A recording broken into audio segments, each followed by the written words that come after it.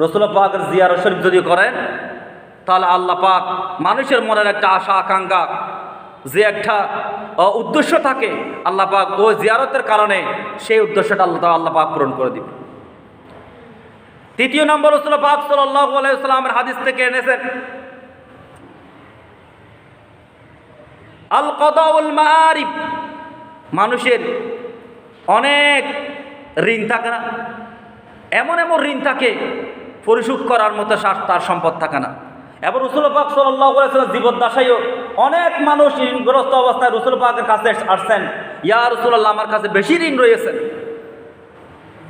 আমার এই ঋণ পরিশোধ করার মতো আমার সে সম্পদ নাই। আমার রসুল পাক সাল্লাল্লাহু আলাইহি ওয়াসাল্লাম বলেছেন, যাও, তোমাকে অনেকগুলা খেজুর দিয়েছি, সেই খেজুরগুলা বিক্রি করে তার ঋণ তুমি পরিশোধ করো জীবদ্দশায়।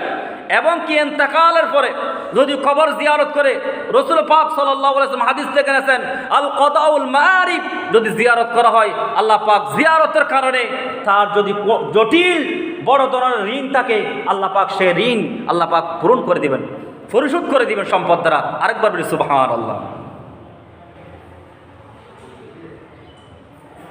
চতুর্থ নম্বর, রসুল করিম সাল্লাল্লাহু আলাইহি ওয়াসাল্লাম রওজা পাক যদি জিয়ারত করা হয়, বজলুল মাওয়াহিবি, বজলুল মাওয়াহিবি অর্থটা হচ্ছে কি, ওই ব্যক্তির উপর, ওই বন্দার উপর সবচেয়ে বেশি খুশি হবেন ওই বন্দার বা যিনি আল্লাহ পাক রসুল পাক সাল্লাল্লাহু আলাইহি ওয়াসাল্লাম রওজা শরীফ জিয়ারত করেছেন। কারণ রসুল পাক